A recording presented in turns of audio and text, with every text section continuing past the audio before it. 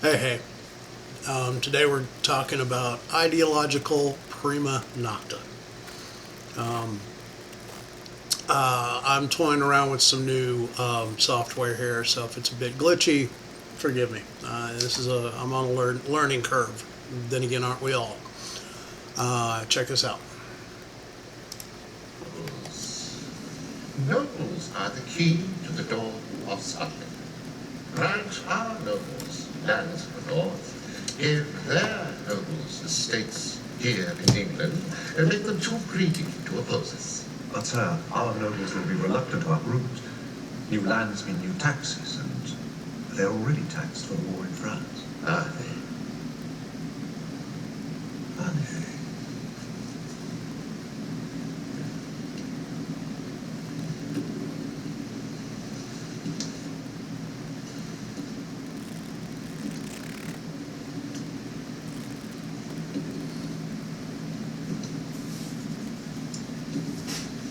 The trouble with Scotland is that it's full of Scots. Perhaps the time has come to reinstitute an old custom. Grant them Prima Nocta. First night, when any common girl inhabiting their lands is married, our nobles shall have sexual rights to her on the night of her wedding. If we can't get them out, we breed them out. That should fetch just the kind of lords we want to stop. Taxes or no taxes, huh? A most excellent idea, sire. Is it? Okay, like many people, I'd first heard of the concept Prima Nocta through a movie, Braveheart. Historians, I did a little homework, a little digging on this concept, and historians that take it back all the way about 4,000 years, or anything close to it, similar to Prima Nocta. 4,000 years, the first mention of it was an ancient poem called the Epic, let me get this right, the Epic of Gilgamesh. And the historians say that it dates back 4,000 years and reached its peak in the Middle Ages in Europe. The historians haven't found any actual evidence of any one particular case of this ever happening. Like one particular noble and one, local family being affected by this decree, this evil decree. And probably for good cause, because if this were to be instituted, the nobility would never be able to quell any of the obvious revolts and riots that would ensue. But just go with me here as a concept. I'm going to use that concept as an analogy. The analogy being, woke-ism are the nobles, and students and employees are the bridesmaids. Just go with me here. It's going to be, wokeism through critical race theory and all the other critical theories out there, and intersectionality and all that. You have activist professors and teachers, and to a lesser but notable degree, you have race hustlers and grifters. Those are the nobles. And you have students from elementary all the way to college, and employees of these woke companies. Those are the bridesmaids. As in the video, the little clip that we saw,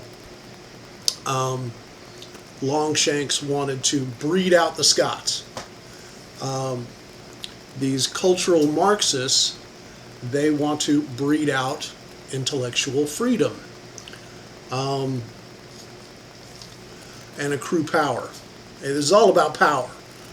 They might call it critical race theory. They might call it 1,000 different things. It's been called a million different things over the last 40 or 50 years when this first came about. But it's all about power. That's all it is. It's about power, divide and conquer, keep us fighting amongst each other, and while the select few accrue power and money. With the students, and like I said, this has been cropping up. I've seen articles, I've seen reporting of CRT, of critical race theory, and white privilege and all that crap in elementary schools already here in the States. The students, they want to get them young. They want to indoctrinate and poison their heads with these mental viruses. And yes, thank you, Gad Sad. I'm borrowing liberally from your new book, your latest book, Parasitic Minds, where he brilliantly takes this woke-ism and makes an analogy that it's a mind virus, a parasitic mind virus that infects people and other people spread it around. With employees, these critical race theory nobles want to rot your companies from within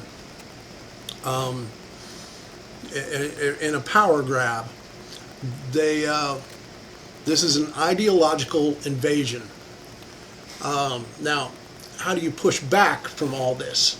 What they do is they make it very flowery. They take advantage of good-naturedness and people with that lean more towards openness.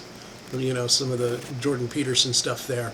They take advantage of good-natured people and paint it in and make it look good at first, but once you really crack it open and dig into it, it is an ideological invasion.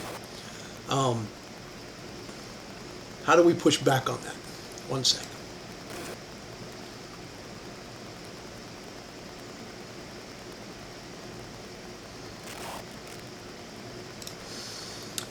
We push back on that. I'm going to link in the description the website let me get this right. Counterweight is the name of the website. It is a think tank program. It's the beginning of something bigger and better, I hope.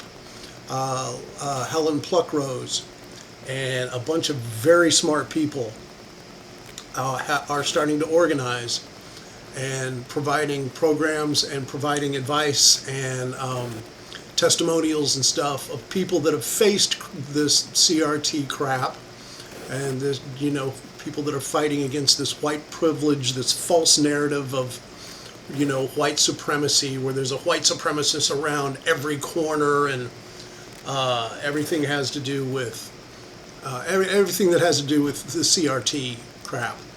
I'm putting that link in the description. People are starting to push back finally on this stuff. It's gotten out of hand.